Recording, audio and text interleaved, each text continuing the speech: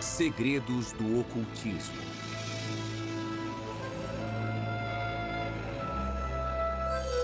Os cientistas.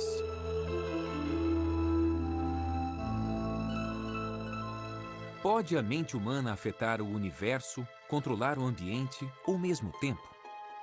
Os cientistas continuaram de onde os praticantes do ocultismo pararam e buscaram resolver mistérios que os magos há muito tempo tentavam entender. –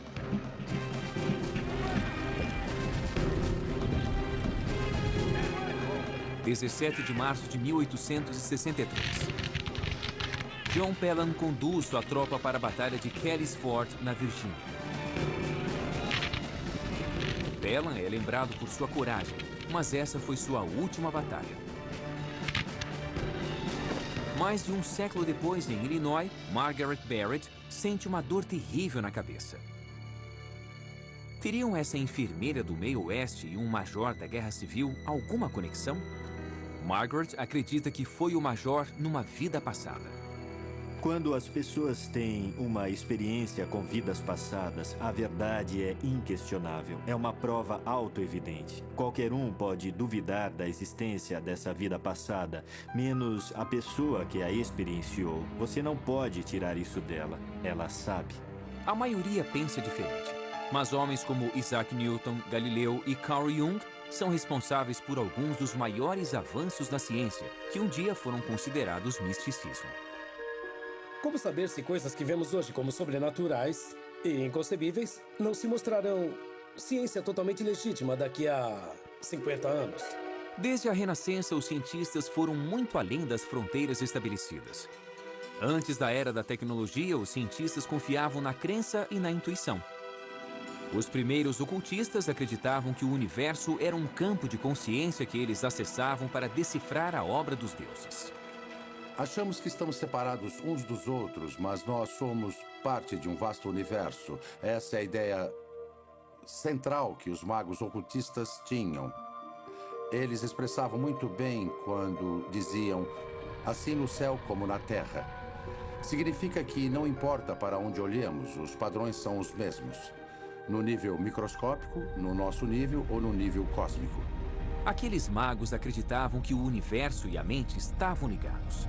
Uma conexão que os físicos quânticos ainda estão tentando provar. As pessoas acham isso eletrizante, essa sobreposição que existe entre o modo como o cérebro funciona e como o universo funciona. Mas outras práticas da nova era, como o uso da mediunidade e a exploração de vidas passadas, não são aceitas. Todas essas experiências que dizem ser ocultistas, às vezes se originam do corpo de uma patologia cerebral. E isso faz a gente repensar sobre a causa desses fenômenos. Só porque pessoas com epilepsia no lobo temporal experienciam Deus, não precisam negar a ideia de Deus. Mas isso te faz pensar sobre o que é experiência religiosa, porque há conexões neurais que predispõem à religiosidade e ao misticismo. O elo entre magia e ciência sempre foi forte. E uma vez que o místico é provado, se torna um fato científico. É uma busca que tem moldado a visão de mundo do homem desde os tempos de Newton. Isaac Newton nasceu no século XVII, quando o homem ainda acreditava que a Terra era o centro do universo. Ele é conhecido tanto como o pai da ciência moderna, como o último dos grandes magos. Newton era de um intelecto extraordinário. Ele podia se concentrar por horas intermináveis, às vezes durante dias, numa única questão, e mantinha em mente todas as partes. Newton imaginava vividamente suas teorias e somente depois as levava para o campo dos experimentos, uma prática hoje chamada de estado alterado de consciência. As pessoas podem fazer isso ao correr ou se exercitar. Dá para fazer isso jejuando, dá para fazer isso bebendo, se drogando, dá para fazer isso rezando, meditando, ou então pela hipnose. Há muitas práticas diferentes ao longo de milhares de anos pelas quais as pessoas alteram seus estados de consciência. Eu acho que a criatividade requer algo como a aceitação da intuição, aceitação da inspiração, como ponto de partida para ideias que se revelam profundas, importantes, mesmo as ideias científicas. Se você se abre para o cosmos, você se abre para novos conhecimentos. Newton se apoiava em grande parte num homem que morreu em 1642, o mesmo ano em que ele nasceu, Galileu. Quando Galileu estava mapeando as estrelas e os planetas, a astrologia já era uma ciência de alguns séculos. Nas antigas escolas de mistério, vamos dizer dos egípcios, assim como dos pitagóricos, a meta era se conectar com os deuses e implorar que eles fizessem algo. Os deuses, com seu poder, poderiam atender. Galileu não estava tentando contatar os deuses, ele estava tentando explicar sua obra. Durante a Renascença, os cientistas seguiram os ensinamentos de Aristóteles. As teorias desse grego do século III a.C. eram aceitas pela Igreja Católica. Bem, a ideia de movimento era muito diferente do que nós entendemos hoje em dia. A noção era de que todo tipo de objeto ou substância tinha seu lugar natural. E a terra estava embaixo, depois a água, o ar e o fogo, e por cima a quintessência da qual o céu era feito. Os objetos tenderiam a permanecer em seus locais naturais, e para movê-los você precisaria empurrá-los continuamente. Ele também dizia que a Terra era o centro do sistema solar e que um objeto pesado cairia mais rápido que um mais leve. Até Galileu, essas eram verdades aceitas. Galileu confirmou que a Terra girava em torno do Sol. Aristóteles achava que a matéria cai porque conhece seu lugar no cosmos. A mão de seu criador a guiaria de volta ao local de origem. A compreensão de Galileu da gravidade era bem mais avançada. E ele usou métodos científicos para provar suas teorias. Aristóteles, um grande pensador, achava que objetos pesados caem mais rápido do que objetos leves. E precisaria de 5 minutos para testar isso.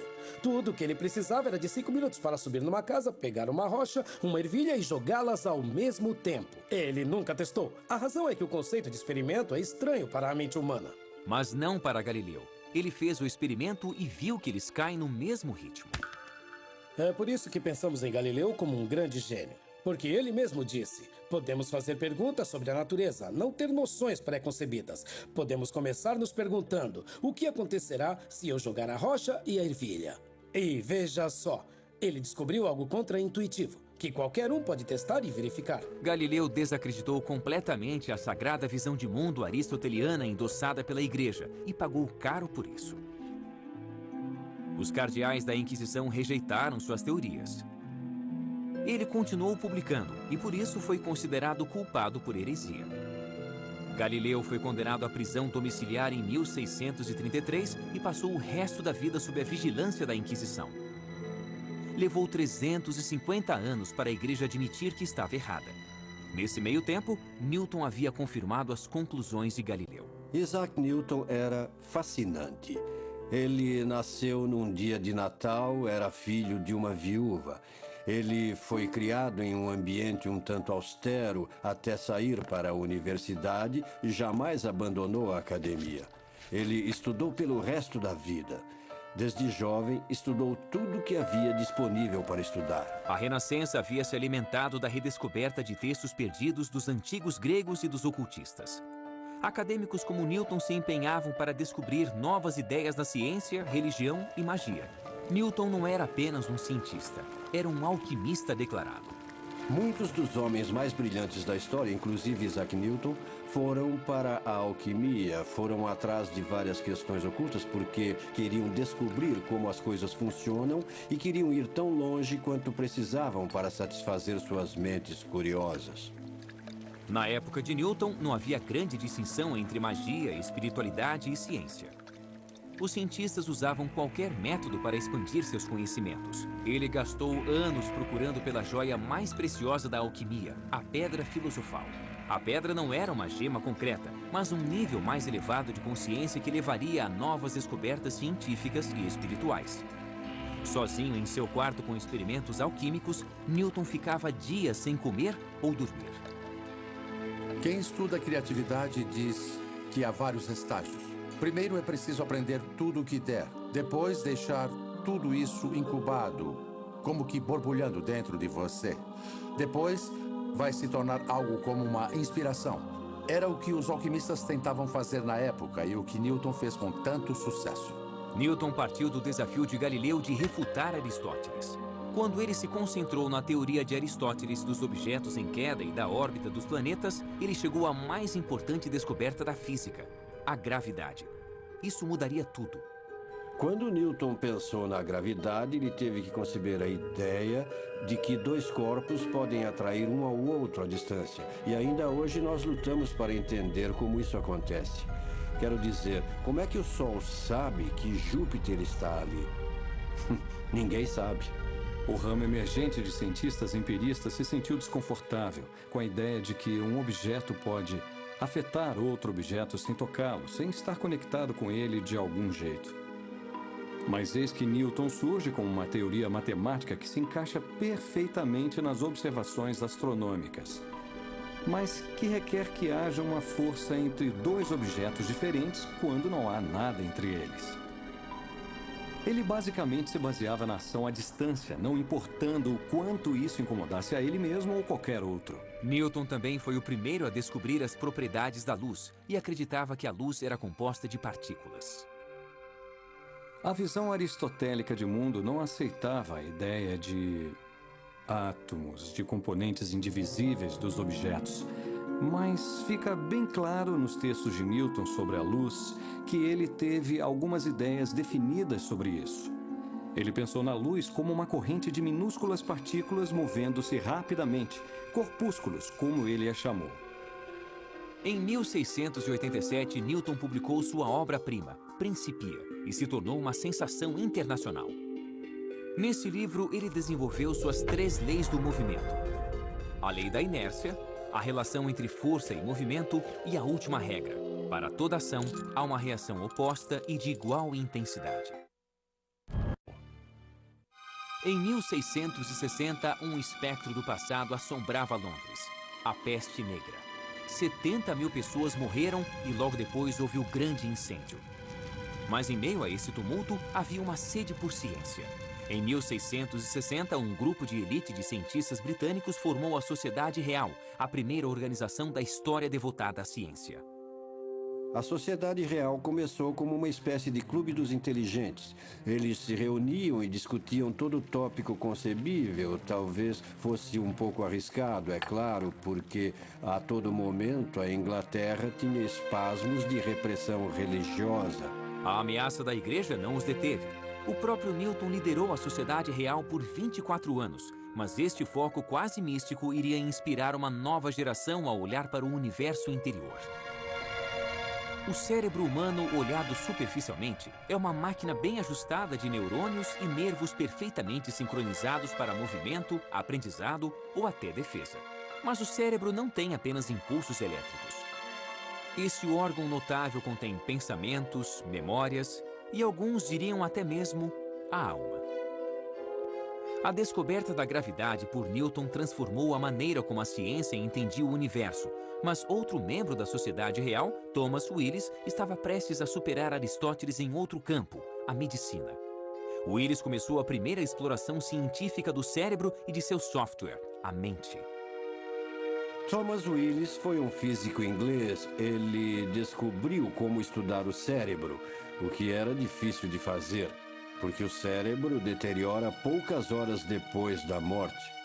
O progresso na medicina vinha sendo obstruído por um duradouro tabu contra a dissecação do corpo humano. Foi preciso um certo relaxamento das regras para que a dissecação ocorresse. Muitas vezes os praticantes eram de fato criminosos. Eram considerados criminosos apesar de serem cientistas. Aquilo era contra a lei e ia contra tudo e todos dissecar um corpo humano. Até a Renascença, os eruditos acreditavam na visão de Aristóteles de que o coração era a casa da mente. Poucos na medicina poderiam conceber que aquela massa branca, disforme dentro do crânio, poderia ser a morada da razão e da expressão artística. Willis suspeitava que o cérebro tinha mais do que seus colegas supunham. Então ele descobriu uma maneira de preservar o cérebro para distinguir cada uma de suas partes, de uma maneira que ninguém soube fazer antes. Como Newton, Willis era um alquimista e usava o experimento para tentar chegar à verdade. Willis foi o primeiro a dissecar os nervos que levam ao cérebro. Ele explicou como funcionam em conjunto. Suas aulas deixavam as audiências enfeitiçadas. Em 1664, ele publicou Cerebri Anatomy, na época o mais completo estudo do cérebro. Um jovem estudante chamado John Locke partiu de seu trabalho para investigar a natureza do pensamento. Locke era, antes de mais nada, um filósofo. Em 1660, ele havia publicado um ensaio sobre a compreensão humana, também se distanciando de Aristóteles. John Locke desafiou a noção aristotélica de que as ideias eram inatas na mente humana. Ele preferiu se focar no desenvolvimento das ideias, no desenvolvimento de seu processo e em como o cérebro apreende o universo. Foi, de fato, uma das primeiras tentativas de descrever uma neurociência e o que o cérebro faz. A neurociência se tornou uma nova disciplina que permanece cheia de mistérios. É verdade que há um cérebro com os neurônios em ação e há uma mente. Mas no que diz respeito à mente, nós estamos apenas começando a entender como funciona. O que dizer da criatividade, da consciência? O que dizer da autopercepção? Os cientistas hoje entendem como o cérebro funciona dentro do crânio, mas ainda estão tentando descobrir como a mente pode afetar o mundo fora de seu invólucro. Franz Anton Mesmer, astrólogo e médico, topou com a hipnose quase por acaso. O experimento de Mesmer era voltado ao uso de magnetismo na cura de doenças. Franz Mesmer fazia com que as pessoas sentassem numa banheira e usava ímãs nessas banheiras. Ele mencionava o magnetismo animal. É muito interessante porque os ímãs voltaram à moda hoje.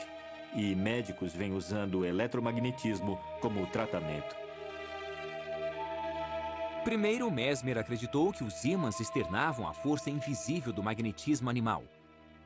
Depois, pensou que a força emanava dele mesmo e abandonou os ímãs. Na verdade, Mesmer só havia redescoberto outra arte ocultista perdida.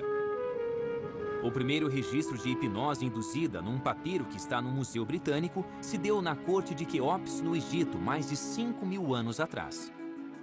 Posteriormente, videntes do oráculo grego de Delfos se auto-hipnotizavam para prever o futuro. A hipnose, tal como praticada hoje nos Estados Unidos, começa com Franz Mesmer. Mas se você olhar mais para trás, toda cultura tem um jeito de entrar em transe. Pode ser usando música, pode ser usando dança, pode ser sentado em meditação. Seu tratamento se tornou popular em 1770 e a fama de Mesmer logo se espalhou quando inúmeros pacientes afirmaram terem se curado através do mesmerismo. Ele podia colocar as pessoas em transe e sugerir a elas coisas que eram boas, como se curarem, como ficarem bem. Ele ficou famoso por isso, o que levou à criação de um comitê de cientistas. Aliás, Benjamin Franklin era um deles. Eles tentavam decidir se algo daquilo era real ou não. Eles disseram, bem, o mesmerismo funciona, mas achamos que funciona por causa da imaginação, não por um princípio operacional. Mesmer foi acusado de charlatanismo por muitos. Mas em 1843, o cirurgião londrino John Ellioson começou a usar o que chamou de coma hipnótico para realizar uma cirurgia complexa sem dor. A anestesia ainda não havia sido inventada e a técnica de Ellioson resultou em mais de 300 operações bem-sucedidas. Mas a influência de Mesmer teve vida curta. Com a descoberta do éter, a hipnose foi novamente dispensada pela medicina tradicional. Então, em vez de aceitar a ideia de que nossas crenças podem nos ajudar a nos curarmos e nos recuperarmos, eles apenas descartaram a obra de Mesmer. Mas ele havia criado os fundamentos da hipnose moderna, uma prática que hoje é aceita normalmente como uma forma de tratamento pela medicina. A hipnose requer sugestão e imaginação. Nosso corpo não pode distinguir entre experiências reais e imaginadas. Por exemplo, há um estudo recente sobre raiva e doenças cardíacas. Para deixar as pessoas com raiva, os pesquisadores faziam com que elas imaginassem situações que as deixassem com raiva. E quando elas se imaginavam com raiva, seus corpos respondiam como se houvesse um motivo, uma causa para a raiva, e havia uma mudança notável. Mas o mais belo desse experimento é o poder da imaginação. Nossa imaginação pode nos deixar nervosos. Nossa imaginação pode nos deixar alegres ou tranquilos. Se ficamos com raiva ou alegres, é escolha nossa. Todo um campo de medicina alternativa se desenvolveu utilizando técnicas de sugestão para promover a cura. Há mais de 22 estudos realizados com visualizações na cura do câncer. 18 deles mostram conclusivamente que a visualização ajuda a combater o câncer. Não é surpresa. Obviamente, a nossa mente regula funções corporais. Então, se você pode influenciar a mente, seja pela meditação, seja desenvolvendo certas frequências de ondas mentais, seja apresentando imagens e ideias, é claro que você deverá obter um efeito na materialidade da doença ou uma eficácia no tratamento. Cientistas estudaram o fenômeno cuidadosamente, mas ainda não é claro como e por que ele funciona. Há 2 critérios quando se encontra um novo fenômeno. Um é, ele se encaixa no panorama do que sabemos em ciência ou sobre a mente? O segundo é, pode repeti-lo? A hipnose é rejeitada pela primeira razão, que não é o melhor motivo.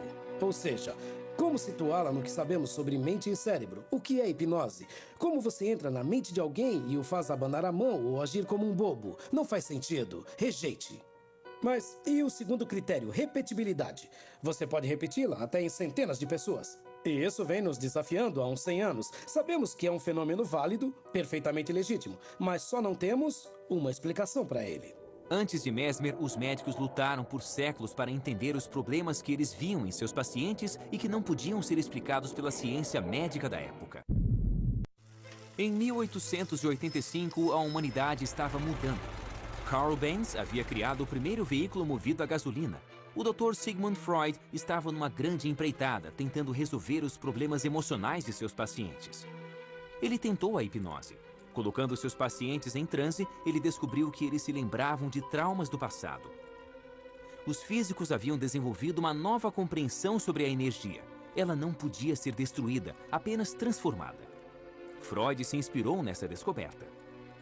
Ele era brilhante, tinha opiniões firmes e era um grande estudioso. Então, ele olhou à sua volta e viu um conhecimento sistematizado que ganhava força no que era chamado de ciência natural e que depois se tornou a física. Ele pegou aquelas metáforas e as passou para a psique. Freud descobriu o inconsciente. Ele viu a personalidade humana como um sistema de energia psíquica. A energia que não se expressava conscientemente se desviava para o inconsciente do paciente, criando as neuroses. Freud identificou a energia sexual reprimida como a causa de toda doença mental. E as ideias dele ainda estão muito em voga. Ainda pensamos em como nossos desejos mais profundos são reprimidos e suplantados por outras motivações. É a extrapolação freudiana do modelo físico para o domínio psíquico. Freud inventou a psicanálise como um método para liberar os traumas sexuais enterrados no inconsciente. Era uma nova fronteira no estudo da consciência, e apesar de muito do trabalho de Freud ter sido contestado, sua obra propiciou os fundamentos da psicologia moderna. Conservador, Freud jamais se deixaria identificar como um ocultista, mas um de seus seguidores provaria ser tanto um pioneiro nessa área quanto um praticante de ocultismo. Ele queria saber tudo a respeito de tudo, ele lia de tudo. Ele viajou para a África, viajou para a Índia, ele viajou para a América. Ele era alguém que tinha um apetite voraz pela experiência e por tentar entender a psique em todos os tempos e locais e em todos os cantos do planeta. Carl Jung nasceu 10 anos antes de Freud inventar a psicanálise. Filho de um pastor, Jung conduziu experimentos espiritualistas. Ele se tornou psicólogo para explorar as dimensões da mente, mas por toda a vida nunca perdeu o fascínio pelo oculto. Seu herói, Freud, se tornou tanto seu mentor quanto seu maior rival. Ele não conhecia Freud até 1907. E quando eles se viram, conversaram por 13 horas seguidas. E uma das coisas que vieram à tona foi o ocultismo. Jung havia sido um defensor da teoria sexual de Freud sobre a histeria antes de se conhecerem. Ele a defendeu publicamente, mas não achava que a teoria sexual explicava tudo. E quando ele se sentou com Freud por 13 horas, Freud assumiu uma expressão muito séria. Olhou para Jung e disse: "Você precisa fazer uma coisa, meu filho. Você precisa me prometer que nunca vai abandonar a teoria sexual e que vai fazer dela um dogma, uma fortaleza contra a maré negra de lama." Então ele hesitou e disse: "Do ocultismo." Jung se recusou a acreditar que a repressão sexual explicava tudo e não pensava em desistir do ocultismo. E Freud garantiu que Jung pagaria o preço. Jung, na época da ruptura com Freud, era presidente da Associação Internacional de Psicanálise. E Freud não queria deixar a instituição a cargo de Jung.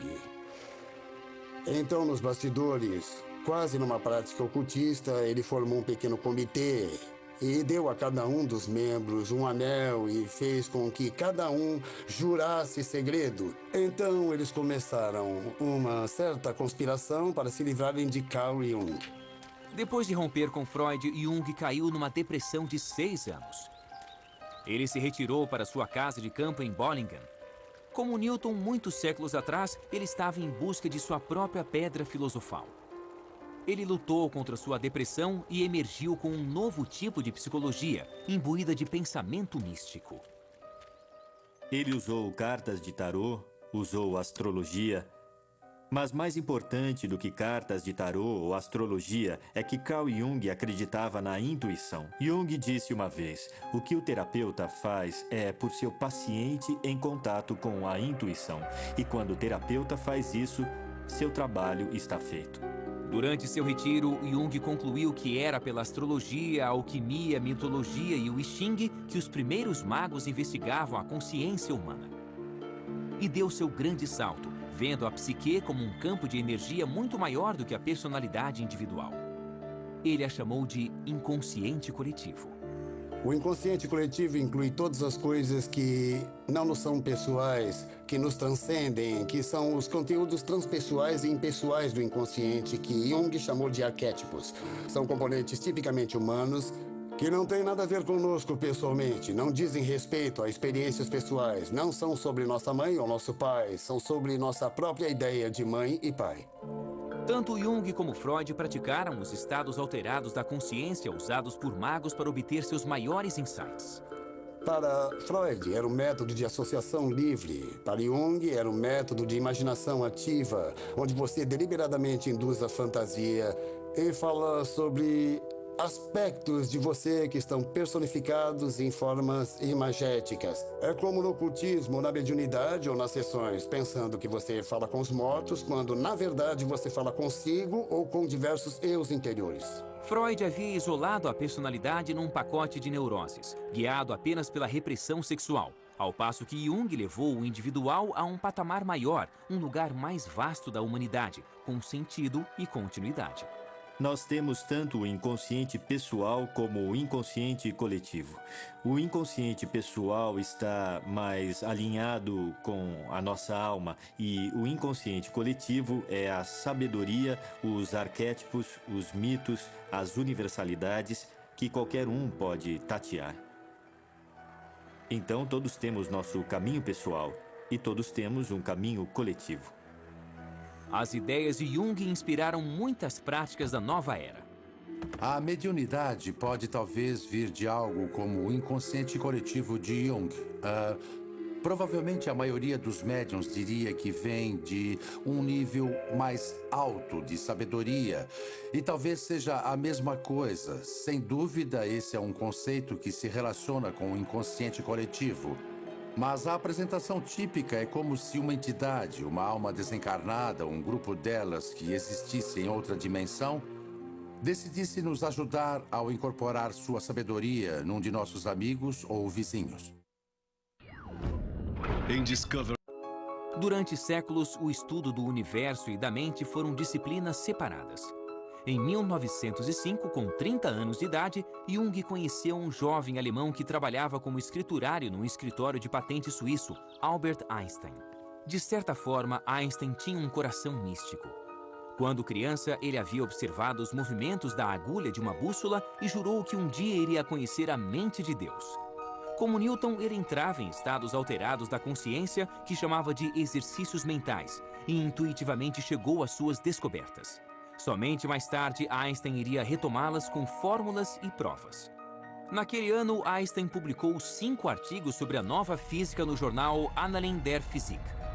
Teorias que reescreviam as regras do universo. Nelas, ele apresentou a teoria da relatividade, defendendo que tempo e espaço são relativos, conceitos mutáveis, não absolutos. Newton desenvolveu aquelas maravilhas, a lei do movimento, da gravidade e outras que pareciam funcionar como um relógio, e deixou todo mundo contente, por mais revolucionário que fosse na época.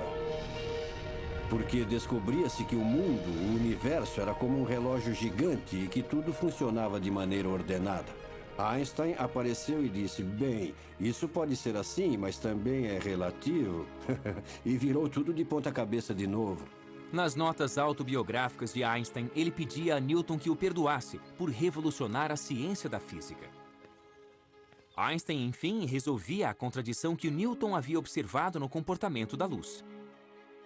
A luz age como uma onda, mas às vezes age como partícula, e no processo ele finalmente provou a intuição de Newton a respeito da existência de átomos.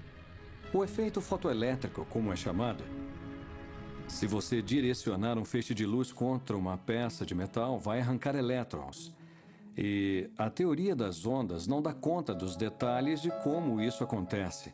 Então veio Einstein, em 1905, e foi capaz de demonstrar o efeito fotoelétrico perfeitamente ao dizer que, quando a luz interage com o metal, chega em diferentes feixes de energia que dependem só da frequência da luz, não de sua intensidade. Então ainda é uma onda, pois frequência é um conceito de onda, mas age como partícula. Anos depois, Jung registrou que o gênio de Einstein havia influenciado todo o seu trabalho intelectual. E a teoria fotoelétrica de Einstein dava os fundamentos para futuras contradições no mundo subatômico da física quântica.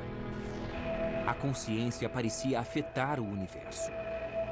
Einstein tinha uma convicção basicamente filosófica, de que a teoria da física poderia ser completa, de que se você souber tudo o que há para saber sobre um sistema, você pode prever tudo o que vai se passar dali em diante. Na física quântica não há absoluto. Tudo muda de acordo com a observação. Há uma frase famosa de Einstein que é: Deus não joga dados com o universo, que ele repetiu tantas vezes que um de seus colegas, não sabemos quem, disse: dá para parar de dizer a Deus o que fazer? Einstein rejeitou a física quântica, mas a física quântica não poderia ser ignorada.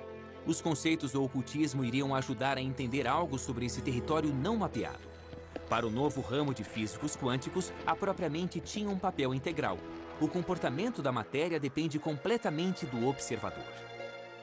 A ideia de que a física ou de que a realidade física é, de certa forma, um construto da mente, ou que dependa dela, é certamente uma das maneiras de se interpretar a mecânica quântica, e esse é um dos motivos pelo qual se gera tanta discussão, porque algumas pessoas gostam muito dessa ideia e outras detestam. Os físicos quânticos chamam isso de problema do observador. Se apenas seres conscientes podem ser observadores, então estamos intimamente conectados à própria existência da realidade. Sem nós, haveria apenas uma superposição de possibilidades em expansão, com nada definitivo acontecendo de fato. 15 anos depois da publicação dos artigos revolucionários de Einstein, Wolfgang Pauli, mal saído da adolescência, escreveu uma exposição brilhante da teoria da relatividade de Einstein. Os dois pioneiros da mecânica quântica, Max Born e Niels Bohr, encorajaram Pauli a se juntar a eles em seu campo. As grandes questões se tornaram a obsessão de Wolfgang Pauli. Apesar de ser um homem difícil e perturbado, Pauli era um mestre da intenção. Os cientistas falavam do efeito Pauli. Seus colegas nos laboratórios experimentais de física diziam: Pauli, por favor, fique longe.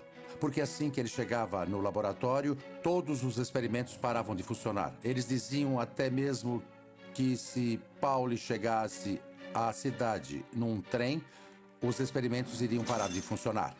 Ele, como muitos outros que tomamos como grandes cientistas, era um propositor consumado. Ele podia projetar o que estava para acontecer, e acontecia de certa maneira. Ele era um dos mais criativos pensadores da mecânica quântica por isso. Pauli, como Newton, mergulhou fundo em seu trabalho e acabou tendo um colapso mental. Em 1948, ele foi ao recém-criado Instituto C.G. Jung em busca de ajuda do agora famoso psicólogo. Assim que ele entrou no quarto, o efeito Pauli ocorreu. De repente, um vaso caiu no chão. Ambos diriam mais tarde que, quando o vaso se estilhaçou, eles reconheceram seus destinos. Juntos, eles tentariam compreender o universo usando tanto a física quanto a psicologia. Pauli se tornou um dos grandes contribuidores no desenvolvimento da física quântica, em parte pelas intuições de que ele se valia e, ao menos em parte, pela colaboração com um grande pensador intuitivo, Carl Jung, num campo bem diferente do seu. E, por sua vez, Jung entendeu muito mais e foi mais capaz de expressar com rigor as coisas que sabia devido às contribuições de Pauli. O próprio incidente os levou a desenvolver o conceito de sincronicidade, onde dois eventos supostamente aleatórios colidem para criar significado. Sincronicidade, como Jung define, é a correspondência entre um estado psíquico interior, um estado psicológico e algum evento externo. Essa correspondência tem um alto grau de improbabilidade, parecendo aleatória ou acidental, ou apenas coincidência ou então acaso.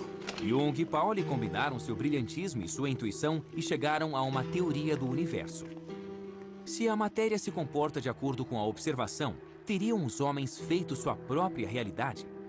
Teriam os pensamentos e sonhos coletivos das pessoas criado o mundo? É uma noção que muitos cientistas rejeitam e que ecoa o ocultismo. As antigas ideias ocultistas de uma consciência latente que permeia nosso mundo tornam muitas das interpretações da mecânica quântica muito mais simples. Porque se a consciência é essencial para o ato da observação, para trazer uma realidade definida dessas ondas quânticas de probabilidade, a vida, de certa forma, se explica melhor se houver outras fontes de consciência além da nossa.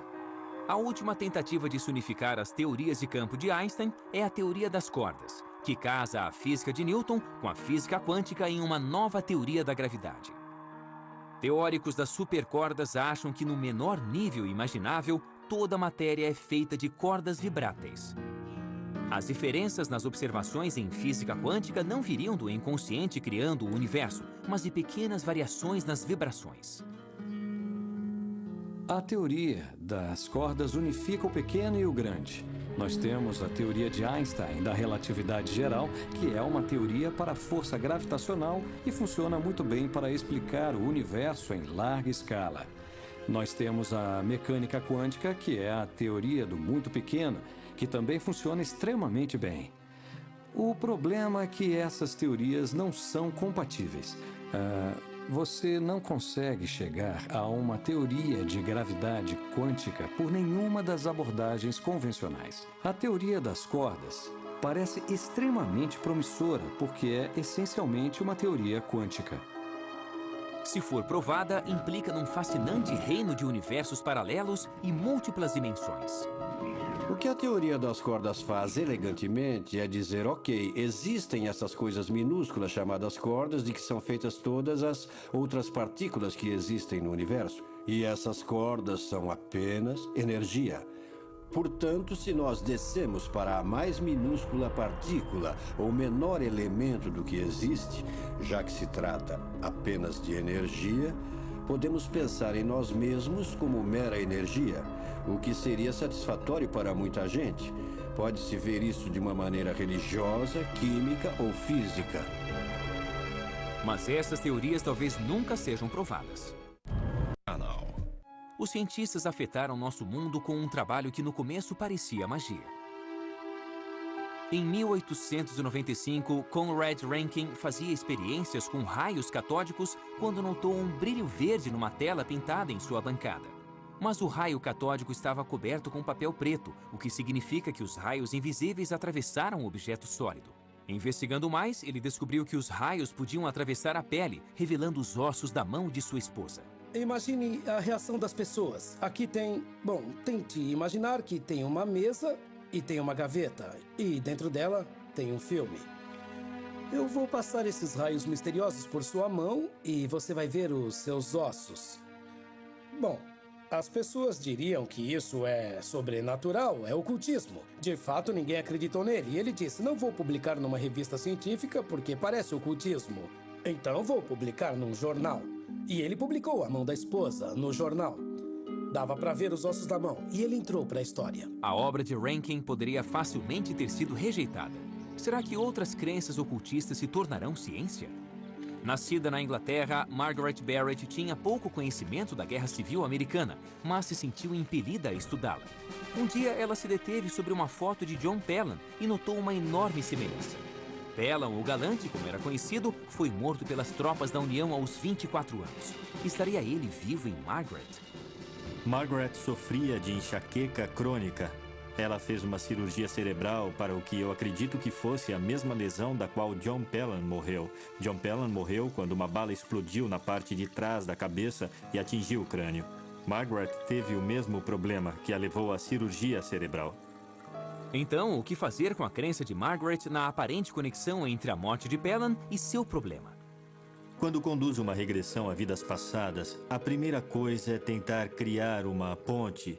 A ponte é alguma conexão entre a vida corrente e a vida passada. Pode ser um medo, uma fobia, pode ser um trabalho, um relacionamento, não importa o que seja. Algumas vezes até sonhos podem se tornar pontes para a vida passada.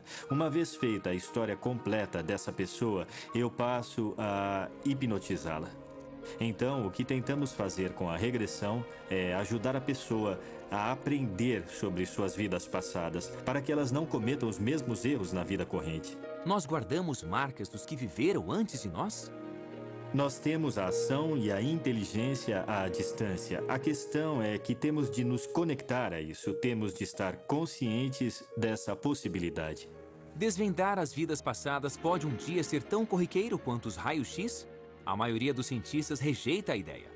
No caso de Rankin, ele fez o experimento e qualquer pessoa pode repeti-lo e aceitá-lo. No caso do Galileu, Pedra Grande, Ervilha, qualquer criança pode fazer o mesmo.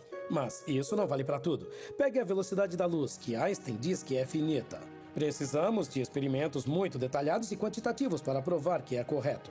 Não é uma coisa rápida. Talvez alguns desses fenômenos sejam tão imprecisos, tão sutis, que vamos demorar para desvendar. Mas parece uma farsa para mim. Não me parece fundado na verdade.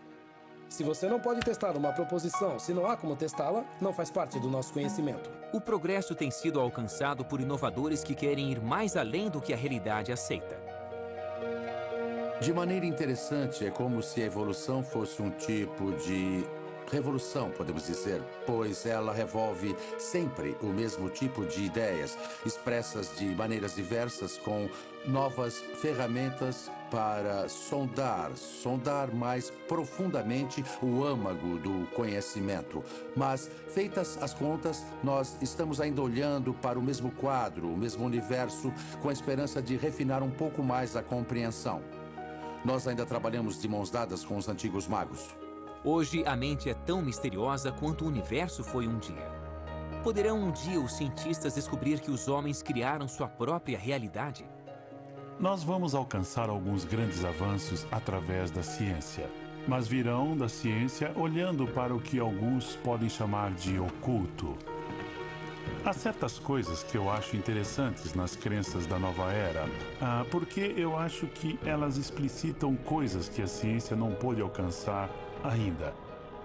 Eu acho que para tudo que ainda não temos uma explicação científica hoje, vamos no fim explicar cientificamente. Somente o tempo irá dizer que revoluções nos aguardam na encruzilhada entre a ciência e o ocultismo.